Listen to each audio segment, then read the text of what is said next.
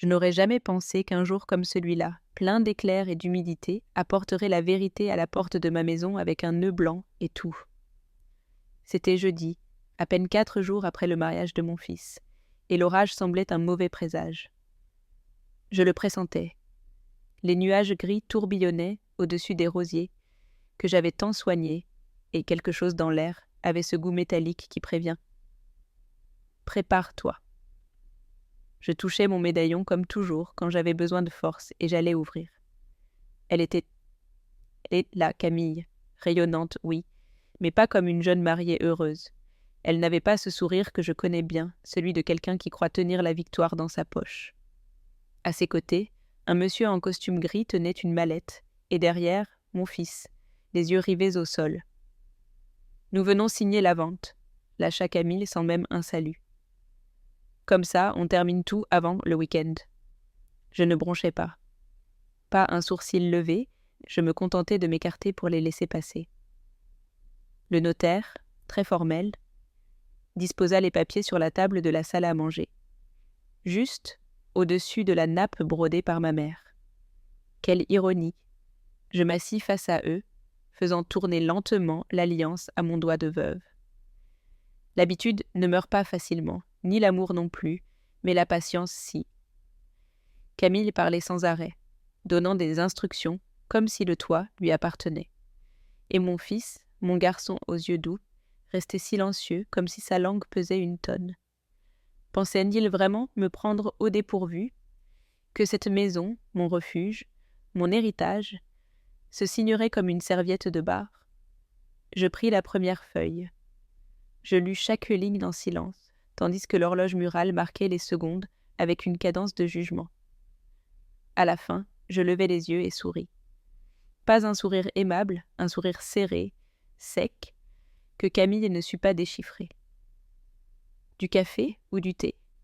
demandai-je d'une voix douce. Ils se regardèrent, confus.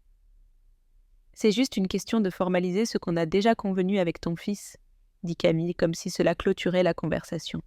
« Ah bien sûr, » répondis-je en me servant de la camomille. « Quel soulagement que vous soyez si sûr. » La tasse trembla à peine en heurtant la soucoupe, un geste presque imperceptible mais suffisant, car à ce moment-là, dans ce salon tapissé de souvenirs et de promesses, ils comprirent qu'ils n'étaient pas aux commandes et que cette signature n'était pas le cadeau qu'ils espéraient, mais le piège qu'ils n'avaient pas vu venir. Parce que non, ce n'était pas moi la surprise.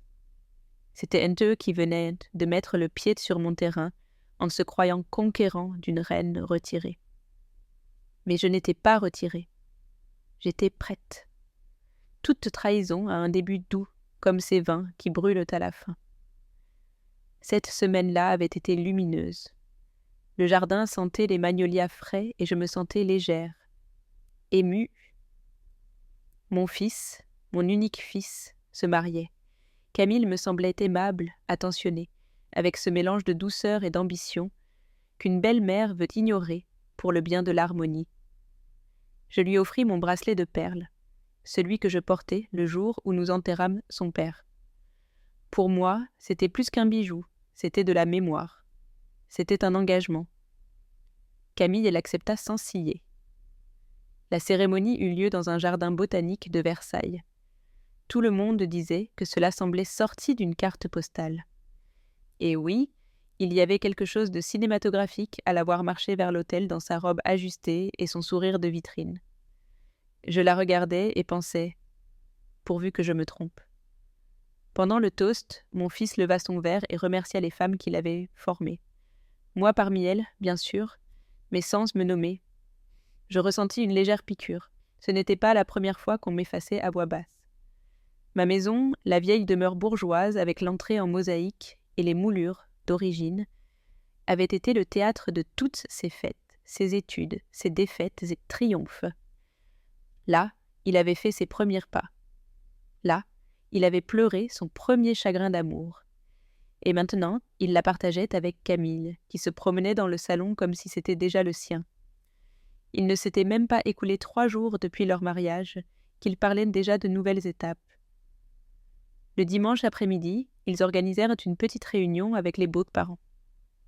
Camille s'occupa de tout, ce qui me parut généreux. Elle mit des fleurs blanches dans la salle à manger, une musique douce, prépara même un gâteau au citron. Elle voulait plaire, pensai-je. Ta maison a du potentiel, me dit sa mère, en haussant un sourcil, bien sûr avec quelques rénovations mineures. Je lui donnerais plus de lumière si on ouvrait ce mur, ajouta le père, en désignant la bibliothèque de ma mère, comme s'il s'agissait d'une cloison quelconque. Ce n'était pas la première fois que quelqu'un venait me dire comment améliorer ce qu'il ne connaît pas. Je leur servis le café dans la vaisselle de porcelaine que j'avais héritée de ma grand-mère, et me contentai d'acquiescer, car il y a quelque chose que j'appris après être devenue veuve si jeune. On ne défend pas le foyer avec des cris, on le défend en silence, avec des yeux attentifs et une mémoire longue. Ce jour-là, je ne posais aucune question, ne réclamais rien, j'observais seulement. Camille riait. Mon fils semblait mal à l'aise, et moi, je commençais à faire des liens, car derrière chaque « comme c'est joli », il y avait un regard évaluateur. Et derrière chaque compliment, une intention. Ils croyaient m'avoir dans la paume de la main, mais ils ne savaient pas que cette paume savait déjà se fermer en point. Le jeu ne faisait que commencer. Les mensonges les plus dangereux sont ceux qu'on dit d'une voix douce. Tout commença comme une coïncidence idiote. J'étais au supermarché le jeudi matin, comparant les marques de confiture comme je le faisais chaque semaine, quand j'entendis une voix familière dans la file de la boulangerie. Tante Élisabeth, quel plaisir! C'était Sophie, la cousine de Camille. Elle avait toujours été sympathique, un peu maladroite pour garder les secrets, mais de bon cœur. Elle me salua de 2 bises et regarda mon caddie avec curiosité. « Alors, finalement tu vends la maison ?» Félicitations. Les mots me frappèrent plus fort que n'importe quelle gifle. Je restai immobile, le pot de confiture encore à la main. « Pardon ? Tu ne le savais pas ?» Camille a dit qu'ils avaient déjà commencé les démarches, que c'était l'affaire de quelques jours. Puis elle baissa la voix comme si elle partageait une nouvelle joyeuse. Elle dit qu'elle a trouvé un agent formidable qui s'est chargé de tout sans te déranger. Je ne me souviens pas comment je sortis du supermarché, ni si j'achetais la confiture ou non. Je sais seulement que quand j'arrivai à la maison, le silence pesait plus que l'air. Je m'assis dans la cuisine, faisant tourner mon alliance, et commençai à comprendre. Ce n'était pas juste une illusion. Camille agissait déjà comme si elle avait la permission, comme si j'étais une formalité de plus. J'allais directement au bureau de l'étude, je passais en revue chaque dossier, chaque document, et confirmais ce que je savais déjà. Jamais je n'avais signé aucun pouvoir légal, aucune cession de droit, mais cela n'arrêtait pas quelqu'un comme elle. Le lendemain, je feignis une promenade dans le quartier. Je passais par l'agence immobilière du centre, la meilleure du secteur d'ailleurs, et demandai à parler au gérant. C'était un jeune homme aimable, plus nerveux qu'hostile. « Vous êtes Madame Élisabeth Moreau ?» Il me montra un formulaire déjà rempli. Mon sang se glaça. Là était mon adresse, le plan de ma maison et le pire, un pouvoir notarié faux où quelqu'un avec mon nom, mal écrit d'ailleurs, cédait les droits de gestion de la propriété à Camille. « Qui a apporté ceci ?» demandai-je d'une voix sereine. « Une jeune femme. Votre belle-fille, je crois. Elle a dit qu'elle avait votre autorisation. » « Et vous n'avez pas vérifié ?» Le jeune homme rougit, balbutia quelque chose sur la confiance, les références, que c'était une pratique courante. « Écoutez, lui dis-je, en sortant ma carte d'identité et en la posant sur la table. Ce document est faux, et si vous faites un seul mouvement de plus, je vous poursuivrai pour le restant de votre vie. C'est clair ?» Je sortis de cette agence avec le même pas ferme que j'utilisais quand j'allais parler au directeur de l'école de mon fils, car il y a des choses qu'une mère n'oublie jamais, ni comment se battre, ni quand garder le silence. Cette nuit-là, je pris ma tisane de camomille avec un calme qui n'était pas de la paix. C'était de la stratégie, car si Camille voulait jouer à être la propriétaire, j'allais lui montrer ce qui arrive quand on réveille la vraie propriétaire de la maison. Et je n'allais pas crier, juste déplacer les bonnes pièces. Il y a un pouvoir à savoir des choses que les autres croient que vous ignorez. Après la frayeur avec l'agence immobilière, je fis ce que toute femme prudente et marquée par la vie ferait. J'appelai mon avocat. Ce n'était pas un grand cabinet, rien de gratte-ciel ni d'assistant en costume de créateur. C'était un homme âgé, aux mains tremblantes et à la voix posée, qui avait été ami de mon mari et qui me traitait encore avec respect. Comme quelqu'un avec un nom et un prénom. Pas comme un encombrement avec un titre de maman. Je lui apportai une boîte avec tous les documents importants. Actes, retuses, polices d'assurance. Il les examina avec soin, une loupe dans une main et sa tasse de café dans l'autre. Tout est à ton nom, Elisabeth. Personne n'a de pouvoir légal sur tes biens et ce supposé document qu'ils ont présenté n'a aucune validité. J'acquiesçai sans rien dire, non par surprise, mais par soulagement, car au fond, je le savais. Demandai-je plus par protocole que par peur. Ils ne pourront pas, à moins que tu ne signes et que tu le fasses devant un notaire officiel, ils n'ont accès à rien. Je sortis de son bureau et allai directement à la banque. Là, j'ouvris un coffre-fort et commençai à transférer l'important.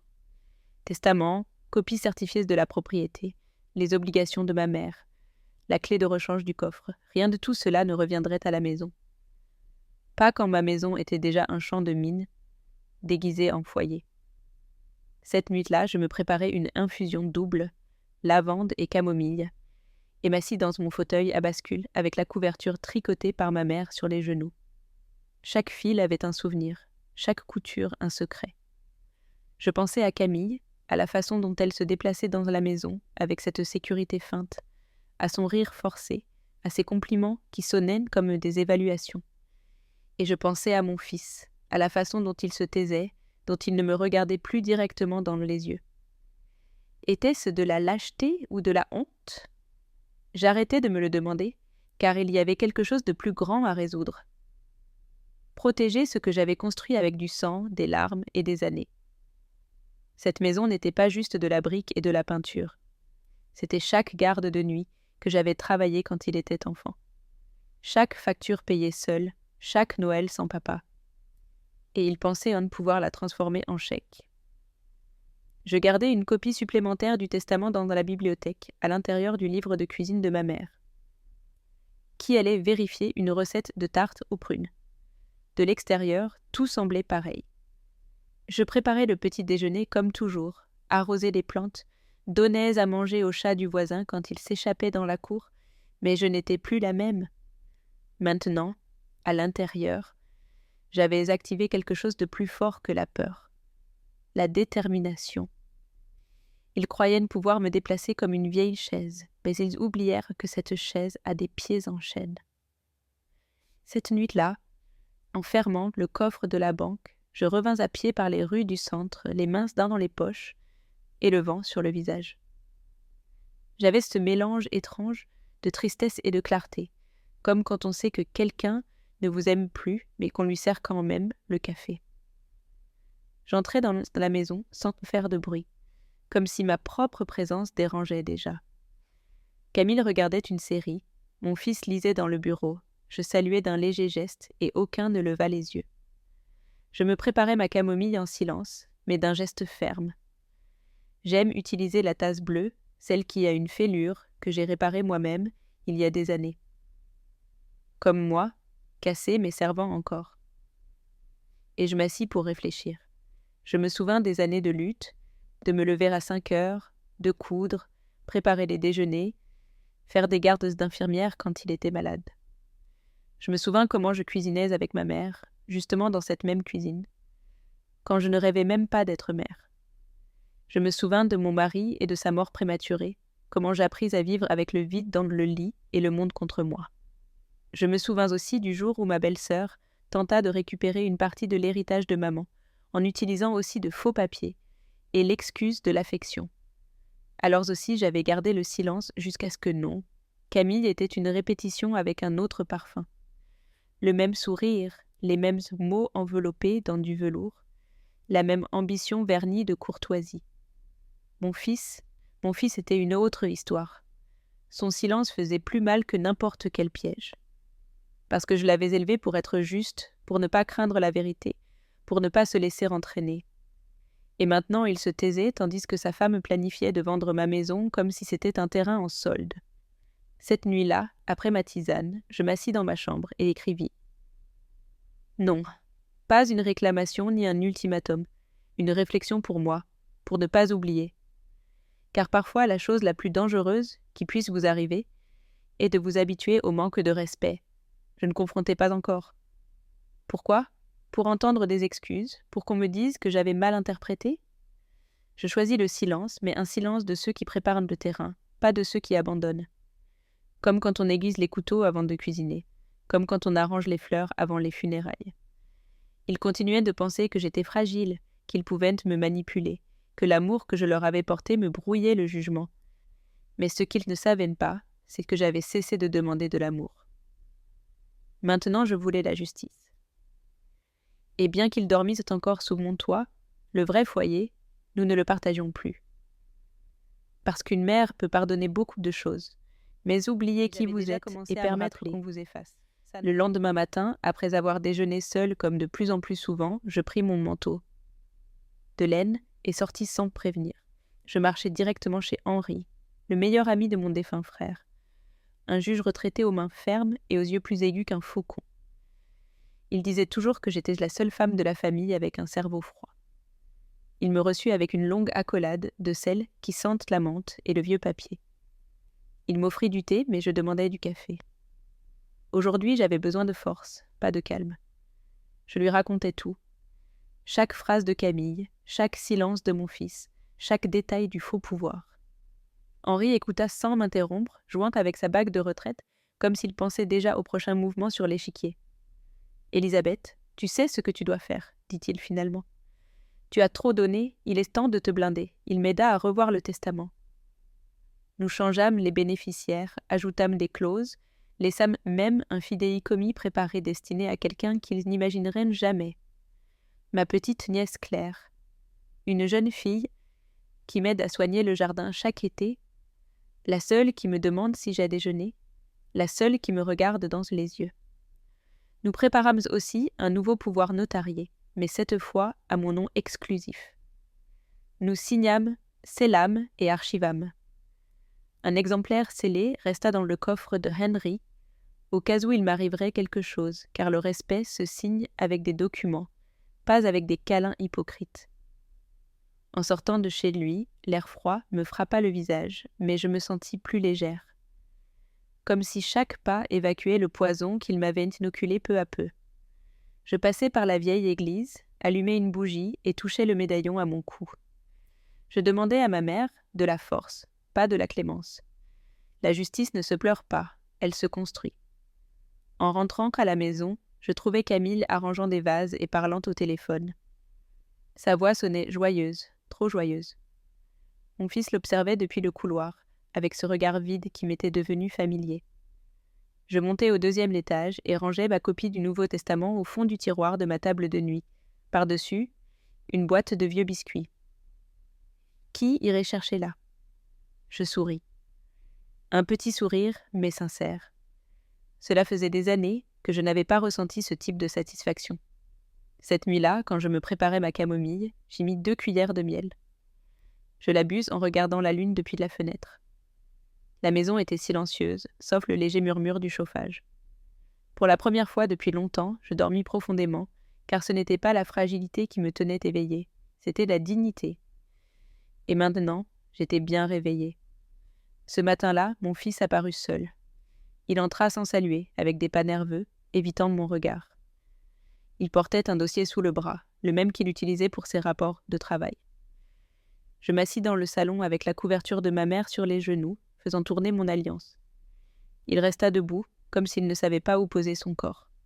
« Maman, il faut qu'on parle », commença-t-il en avalant sa salive. J'acquiesçai sans dire un mot, sortis ma tasse de thé et la posai sur la table. Une invitation silencieuse au calme, mais il ne l'accepta pas.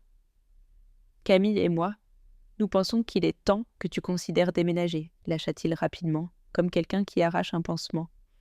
Je ne répondis pas. Je haussai seulement un sourcil. « Il y a un nouveau condominium, continua-t-il. Un endroit joli avec des soins médicaux, des activités, des jardins, un lieu idéal pour ton âge. Tu n'aurais à te soucier de rien. » Un rire sec me monta dans la poitrine, mais je le retins. Mon fils évita de me regarder, feuilletant des papiers qu'il ne lisait même pas. « Et si tu n'acceptes pas ? Eh bien, Camille et moi pensons qu'il vaut mieux qu'on prenne certaines distances, dit-il en serrant les lèvres. Nous ne voulons pas que tout ceci affecte notre relation. Voilà. C'était la menace déguisée en soin, le chantage habillé d'affection. Combien de fois avais-je vu ce même regard dans le monde? Chez des patrons, des beaux-parents, des voisins au sourire faux. Je respirai profondément. L'odeur de cannelle de la bougie sur la table m'ancra dans mon centre. Je ne dis rien. Je pris seulement ma tasse et bus une longue gorgée sans détourner les yeux. « Tu ne comprends pas, maman ?» insista-t-il. Camille s'inquiète. Elle dit que ce n'est plus sûr pour toi de conduire seule, cuisiner, te promener dans cette maison si grande.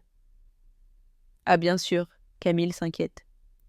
Je me suis inquiétée, moi, quand j'ai vendu mes bijoux pour lui payer l'université. Je me suis inquiétée, moi, quand je dormais par terre dans sa chambre à l'hôpital. Je me suis inquiétée, moi, quand je suis restée sans un centime pour qu'il ait un toit. Mais je ne dis rien, car je n'avais pas besoin de le dire. Il s'attendait à un cri, un drame, une scène. Au lieu de cela, il n'entendit que le tic-tac de l'horloge et ma respiration posée.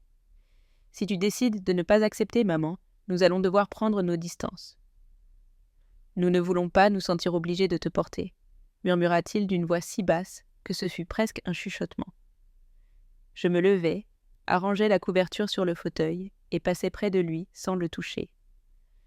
Depuis la cuisine, je lui répondis d'un ton si tranquille qu'il sonna plus tranchant que n'importe quel cri. « C'est toi qui décides si tu veux prendre tes distances. » Moi, j'ai déjà pris ma décision.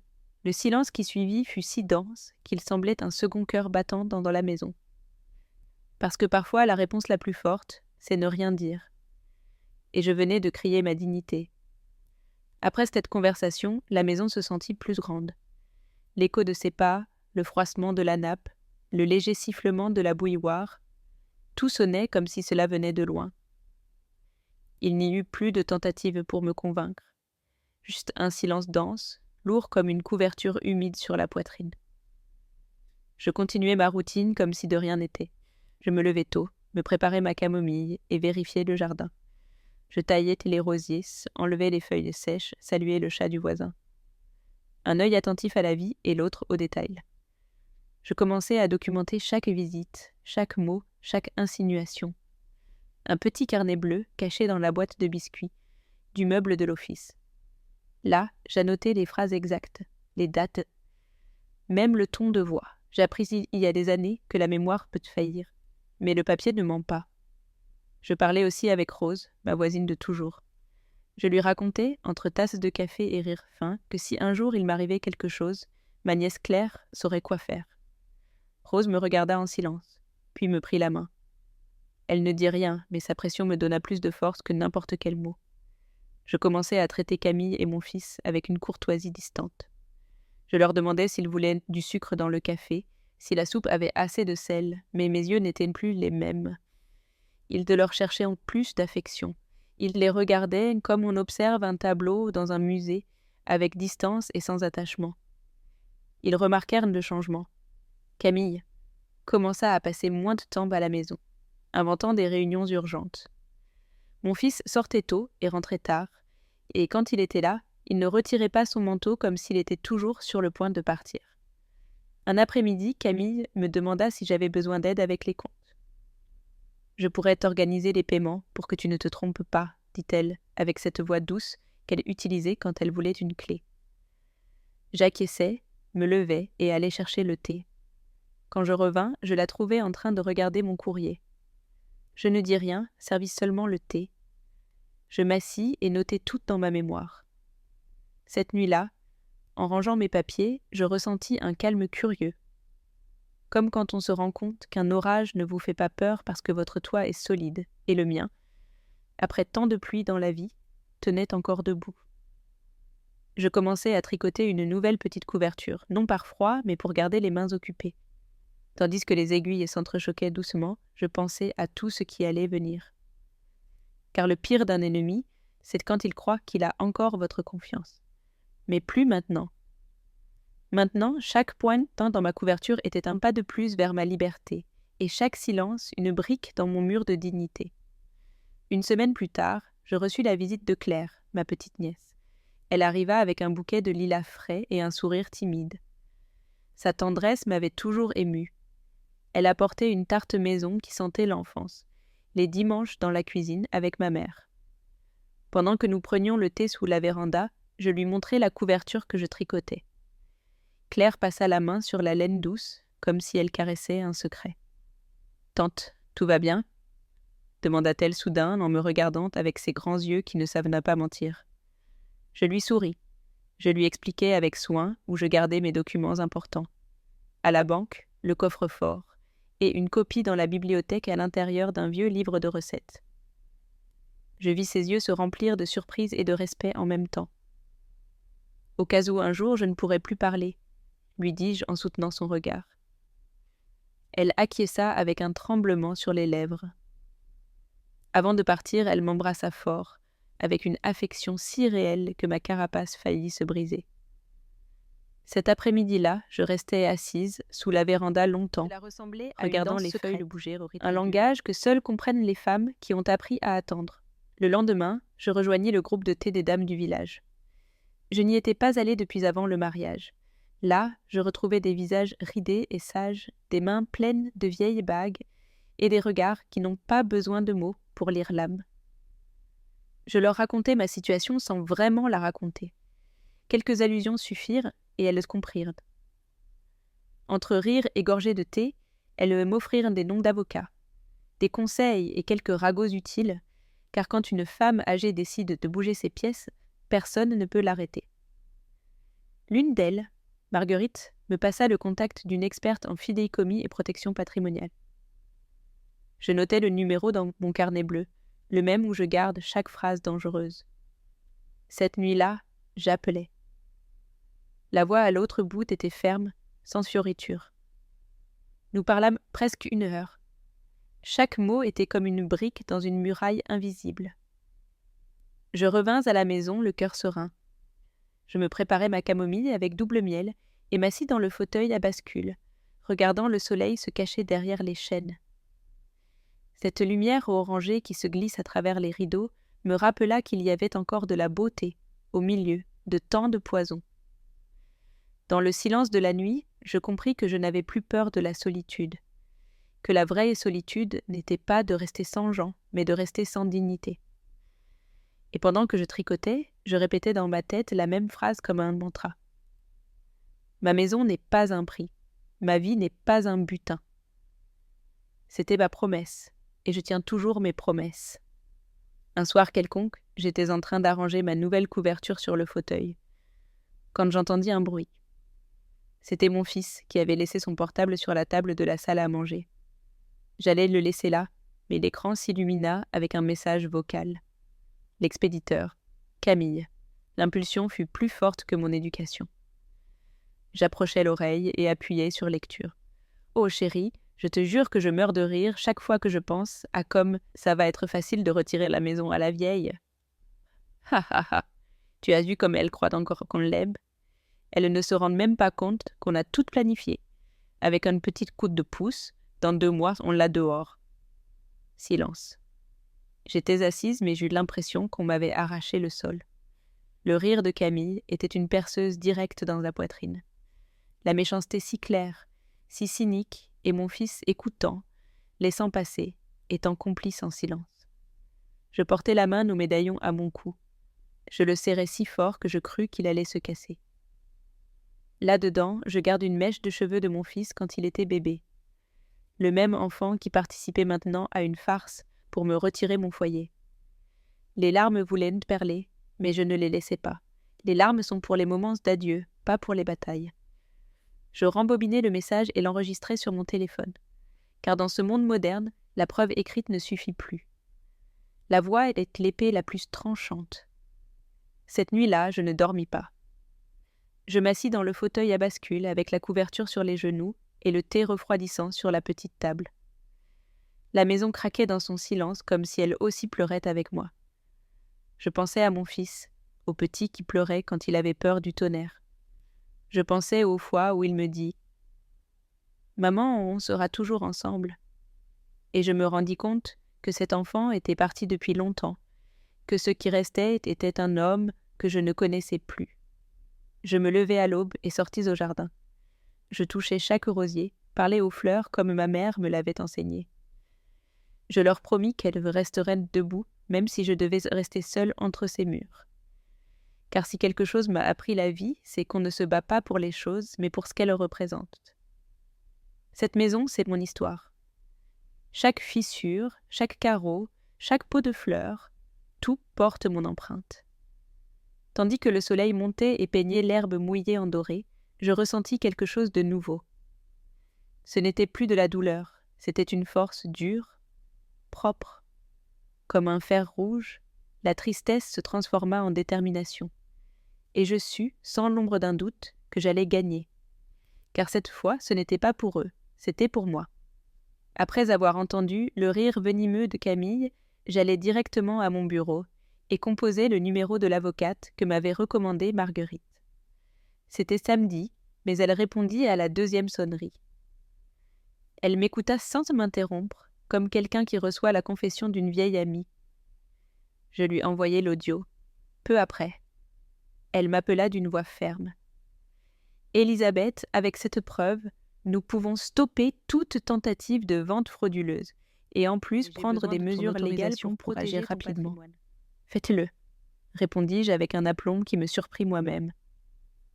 Pendant qu'elle préparait les plaintes et les avis, je commençai à bouger mes pièces. Je rédigeai une lettre anonyme au journal local dénonçant les pressions et manipulations émotionnelles envers les propriétaires âgés. Je ne mentionnais pas de nom, mais laissais assez d'indices pour que les curieux commencent à fouiller. J'envoyai aussi une autre lettre, avec des gants, sans empreinte, à l'association des voisins. Je détaillais certaines attitudes préoccupantes de Camille et la façon dont elle parlait de la valeur des propriétés d'autrui. Je savais que dans ce quartier, les ragots courent plus vite que la lumière. L'après-midi, j'allais à la bibliothèque du village. Je cherchais dans les vieux archives et demandais des copies certifiées de tous mes titres de propriété et mon historique d'impôt. Tout fut rangé dans un dossier marron que je cachai ensuite dans le double fond d'un tiroir ancien, là où personne ne regarde. Je revins à la maison au coucher du soleil. Le ciel était peint d'un orange, presque théâtral. Je sortis ma théière et mis le haut à bouillir tandis que Camille et mon fils étaient en haut, bavardant en chuchotement. Je me préparai ma camomille au miel et m'assis pour observer la flamme de la bougie que je laisse toujours allumée sur la table. Pour moi, cette flamme symbolise ma mère, ma force silencieuse. Cette nuit-là, je dormis comme une souche, pour la première fois depuis des semaines, sans sursaut ni cauchemar. Je rêvais de ma mère arrosant les plantes et de mon fils petit courant dans le couloir avec un petit avion en papier. Le lendemain, je me réveillai tôt, ouvris les fenêtres, laissai l'air froid nettoyer l'atmosphère et me servis du café dans ma tasse préférée, celle qui a une petite ébréchure sur le bord. Elle me rappelle que même ce qui est cassé peut continuer à servir. Quand l'avocat m'appela pour confirmer que l'avis légal avait déjà été envoyé à l'agent immobilier de Camille, je souris avec une sérénité qui ne s'achète dans aucun magasin. En raccrochant, je regardais le jardin. Les chênes semblaient s'incliner comme pour me saluer. Je touchais mon médaillon et chuchotais. C'est fait, car la vraie vengeance n'est pas de crier ni de casser des assiettes, c'est de bouger si silencieusement et fermement que quand l'ennemi s'en rend compte, il n'a plus d'issue. Je n'étais pas une petite vieille égarée, j'étais la gardienne de mon histoire, et je venais d'écrire le chapitre le plus important. Je préparais la table de la salle à manger avec ma nappe blanche brodée, la même que j'utilisais pour les anniversaires de mon fils quand il était enfant. Je mis ma belle vaisselle, celle aux fleurs bleues, et allumai une petite bougie au centre, car même en guerre, une femme digne maintient sa maison en ordre. Vers 10 heures, j'entendis le moteur de la voiture. Camille descendit d'abord, impeccable dans une robe chère, et ce sourire qui ne m'a jamais trompée. Derrière venait mon fils, tête baissée, et le notaire avec un gros dossier sous le bras. « Bonjour Elisabeth !» cria Camille depuis l'entrée comme si elle m'apportait des fleurs et non une trahison. « Aujourd'hui, on boucle tout et on va le faire rapidement. » Je la regardais en silence, faisant tourner lentement mon alliance, et acquiesçais. Je les fis entrer. Ils marchaient confiants, comme s'ils étaient déjà les nouveaux propriétaires de ma mémoire. Le notaire commença à disposer les papiers sur la table, parlant en termes légaux qui sonnaient comme des chansons brisées. Mon fils ne me regardait même pas. Il se frottait les mains, transpirant. Camille se promenait dans la salle à manger, évaluant chaque coin, comme si elle pensait déjà où elle mettrait son tableau préféré. « Tu veux que je te prépare du thé ou du café ?» demandai-je de ma voix la plus douce. « Oh non, ce n'est pas la peine, » dit Camille sans dissimuler son impatience. J'allai quand même à la cuisine, respirai profondément et ouvris le tiroir où je gardais le médaillon. Je le touchai, demandai de la force à ma mère et revins. Mais je ne venais pas seul. Derrière moi apparut l'adjoint du shérif, un homme corpulent au visage sérieux et en uniforme impeccable. Il tenait à la main un dossier scellé. Camille recula d'un pas. Le notaire ouvrit les yeux comme s'il avait vu un fantôme. Mon fils resta muet, la bouche entr'ouverte. « Madame Élisabeth, dit le shérif en me regardant avec respect, je vous apporte l'ordonnance d'éloignement pour tentative de fraude, coercition et falsification de documents. » Camille s'étrangla avec sa propre salive. « C'est ridicule, elle ne peut pas faire ça. » Je levai la main. « Silence, dis-je. Ici, le théâtre est terminé. » Le shérif remit l'ordonnance au notaire, qui tremblait tant qu'il pouvait à peine la tenir. Mon fils me regarda pour la première fois depuis des jours, et dans ses yeux je vis cet enfant qui tombait de vélo et cherchait mon état. « À partir de maintenant, continuai-je d'une voix ferme, vous êtes interdit d'approcher cette propriété.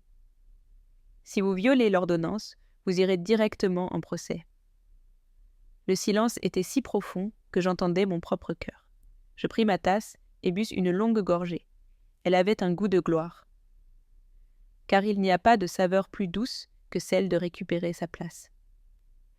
Ce matin-là, Camille et mon fils étaient venus sceller leur victoire, mais ils avaient trouvé ma dignité, et cette fois je ne pensais pas céder. Je n'aurais jamais pensé que la trahison ferait si mal, et qu'en même temps, y mettre fin serait si libérateur. Camille fut la première à briser le silence. Elle se jeta sur la table, les yeux exorbités, la bouche ouverte comme un poisson hors de l'eau. « C'est de ta faute, tu es une vieille égoïste. Tu nous avais promis que tu nous aiderais. » Je restai immobile, faisant tourner la bague à mon doigt sans la quitter des yeux. Sa voix rebondissait sur les murs comme le cri d'un oiseau pris au piège. Le notaire, pâle comme un papier, rangeait les documents à toute vitesse, voulant disparaître.